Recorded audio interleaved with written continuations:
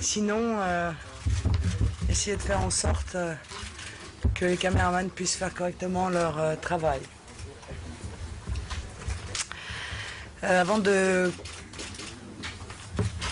Merci d'abord de votre nombreuse présence à la hauteur de l'impatience qui était celle de la presse dans l'attente de notre chiffrage. Avant de commencer cette conférence de presse, je voudrais rendre hommage à Gilles Jacquier, qui est mort en Syrie dans l'exercice courageux de son métier. Je voudrais transmettre nos pensées à sa famille et à toute la profession frappée par ce drame. Mesdames, Messieurs, merci encore de votre présence à cette conférence de presse sur le chiffrage de mon projet pour la France et le plan de désendettement que je propose pour notre pays. Chiffrage et plan de désendettement sont bien sûr intimement liés parce qu'ils dessinent ensemble un chemin de redressement des finances publiques et de la dette française en piteux état après 30 ans de cogestion UMP-PS. Permettez-moi d'abord de revenir sur la raison d'être de ce rendez-vous. Vous le savez, j'ai dès le mois d'avril 2011 présenté les grandes lignes de mon projet économique de redressement national, suivi de plusieurs conférences de presse thématiques relatives à la question du partage des profits, du pouvoir d'achat, du protectionnisme et de la crise de la zone euro que nous avions prévue depuis 2008, avant même la crise financière. Le 19 novembre 2011, je dévoilais mon projet présidentiel en ligne depuis sur mon site de campagne marinelepen2012.fr. 5 grandes rubriques et plus de 30 thèmes explicitant en détail mon analyse et mes propositions. Logiquement, aujourd'hui, comme je vous l'avais annoncé, après le vote de la loi de finances pour 2012 intervenu en décembre dernier, j'enchaîne avec le chiffrage de ce projet nécessairement lié au plan de désendettement qui l'accompagne. Thibaut de la Tocquenay et Jean-Richard Suzer, qui ont animé la cellule spécialement dédiée à ces questions, présenteront avec moi les détails de ce chiffrage et de ce plan de désendettement sur lesquels, messieurs et mesdames, nous travaillons depuis maintenant plus de 2 ans. Je reviendrai également sur la mesure que j'ai récemment annoncée, à savoir le financement d'une augmentation de 200 € net des petits salaires. La question des salaires est fondamentale. Les salaires sont trop bas en France. Il faut sortir de la spirale infernale des petits revenus.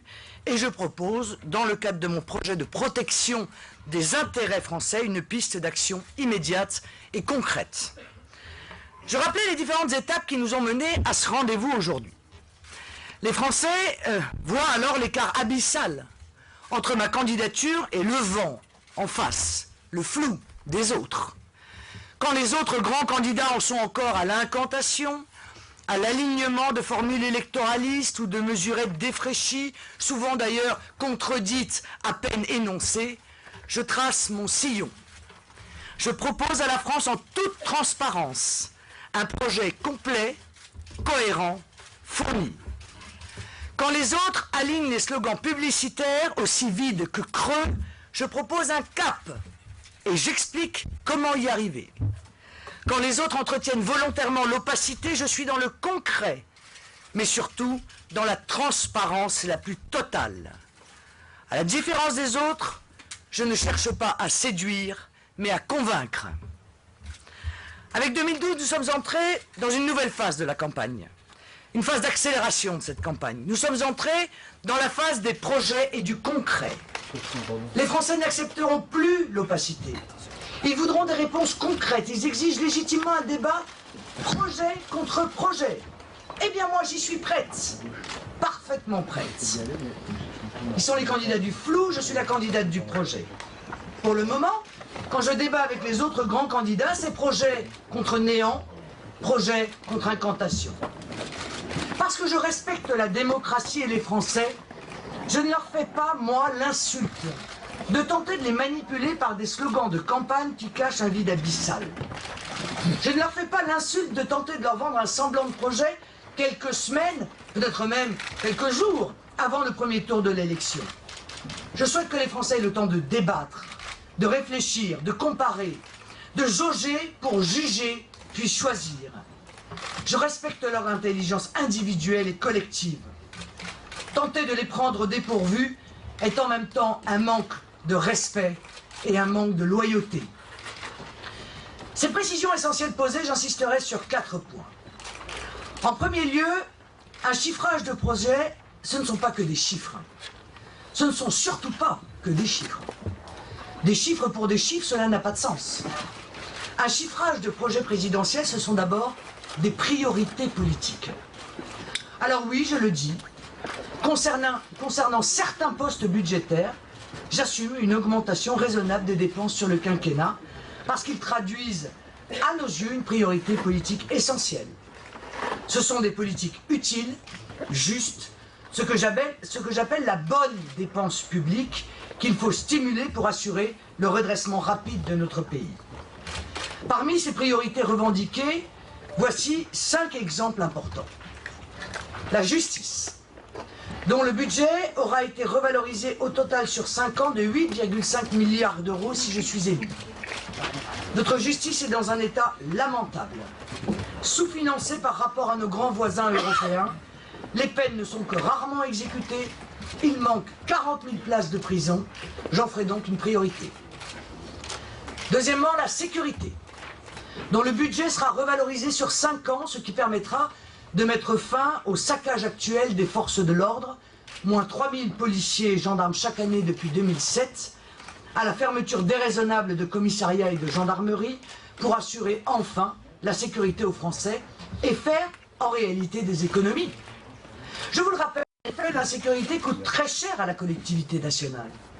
Le rapport Bichot avait chiffré en 2009 le coût de l'insécurité à 115 milliards d'euros par an. Et d'ailleurs, la presse s'en était fait largement l'écho. Je compte, grâce aux réformes volontaristes que je mettrai en œuvre pour la sécurité des Français, économiser sur ce coût de 115 milliards d'euros, 6,4 milliards d'euros en 5 ans, soit au total un coût supplémentaire net de 1,2 milliard sur 5 ans. Troisième exemple de poste important, la santé et le handicap, sur lesquels on ne doit pas laisser l'écart continuer de se creuser entre ceux qui ont les moyens d'accéder aux soins ou aux structures spécialisées et les autres, les misérables, qui doivent, faute d'argent, renoncer à se soigner. C'est inadmissible.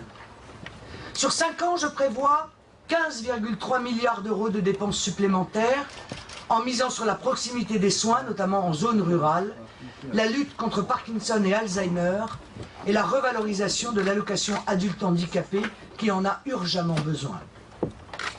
Quatrième exemple de poste clé, le pouvoir d'achat des Français, en berne, est très durement attaqué par le pouvoir sarkozyste. Enfin, cinquième exemple, le soutien assuré et volontaire aux PME, PMI. Pour le pouvoir d'achat des Français, vous le savez, nous avons décidé de faire prendre en charge la part salariale des cotisations sociales par l'État à hauteur de 200 € pour tous les salaires jusqu'à 1,4 fois le SMIC. Nous financerons cette prise en charge qui vous sera exposée tout à l'heure par la mise en œuvre d'une contribution sociale à l'importation fixée à 3% des produits importés sur notre territoire. Enfin, cinquième exemple, le soutien assuré et volontaire aux PME, PMI. Les PME, PMI sont aujourd'hui en très grande difficulté, alors même que l'on sait qu'une croissance de l'emploi passe par le développement des PME, PMI, confrontées aujourd'hui à une grave crise de financement. Ainsi, au-delà d'un IS progressif qui permettra d'alléger le premier sur les petites entreprises, nous mettrons en place, dans le cadre de la nécessaire participation à l'effort national d'aide aux PME, PMI et du plan de planification de la réindustrialisation de la France,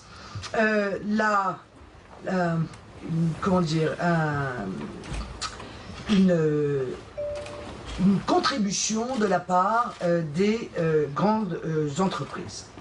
Dans le cadre de la nécessaire participation à l'effort national d'aide aux PME, PMI et du plan donc, de planification de réindustrialisation, les 50 plus fortes capitalisations boursières, fleurons des entreprises françaises, devront affecter 15% net de leurs résultats en réserve spéciale de réindustrialisation. Cette affectation annuelle du résultat sera sans incidence sur leur rentabilité.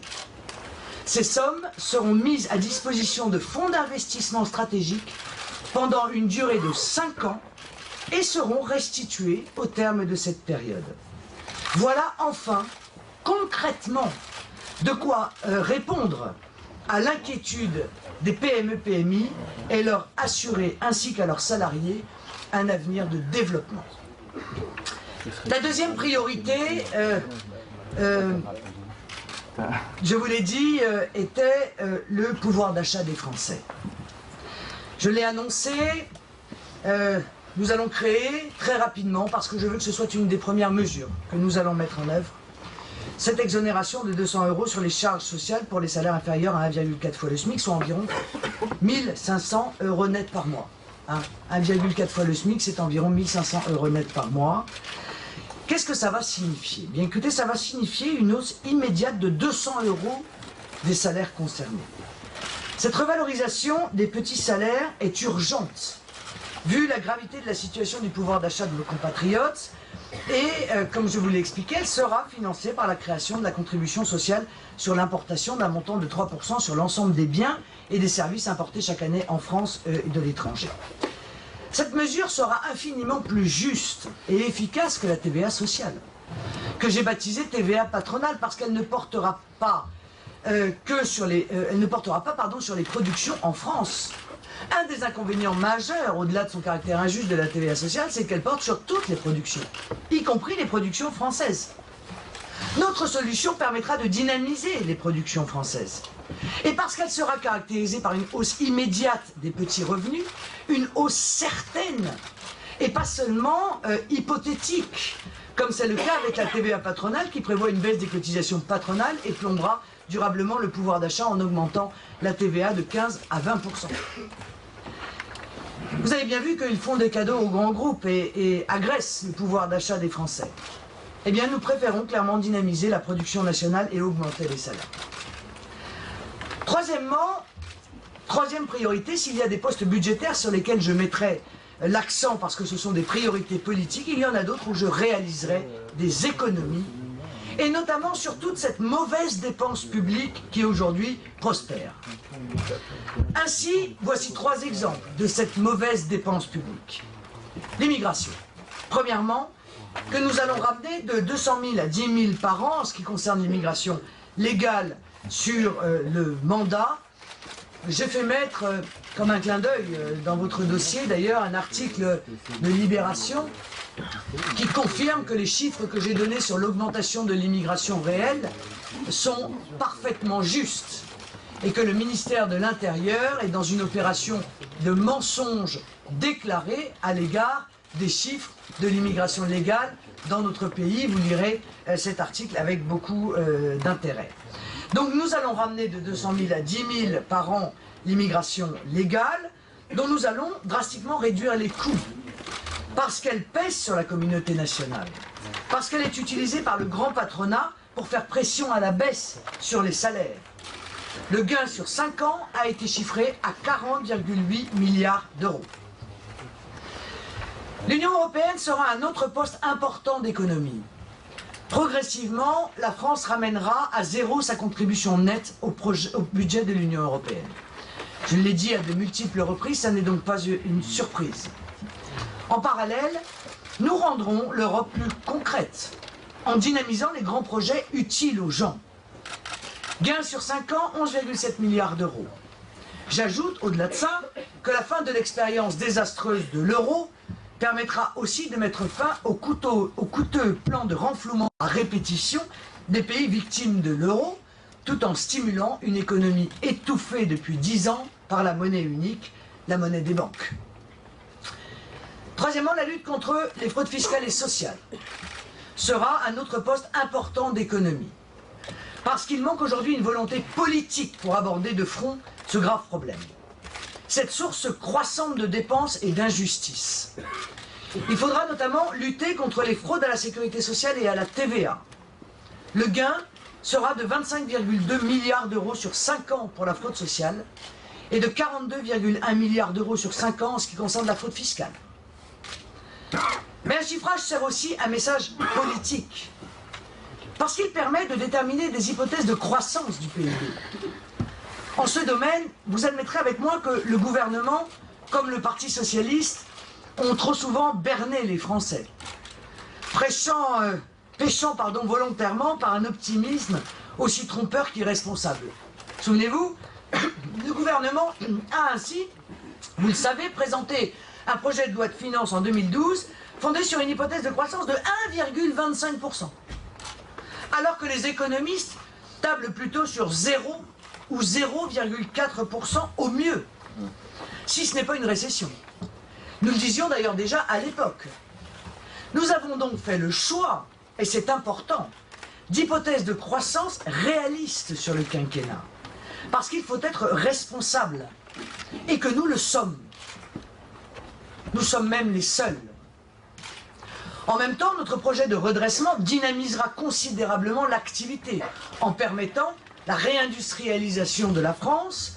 Nous avons enfin l'occasion de rompre avec le surplace et la récession. Ainsi, nous tablons sur une croissance économique de 0% en 2012, 0,5% en 2013, 1% en 2014, 1,7% en 2015, 2,4% en 2016 et 2,8% en 2017. C'est sur ces hypothèses que notre projet est bâti. Et vous le voyez, ces hypothèses sont extrêmement raisonnables. Je vais passer la parole maintenant à Thibault de la Tocquenay qui va vous présenter le chiffrage du projet présidentiel.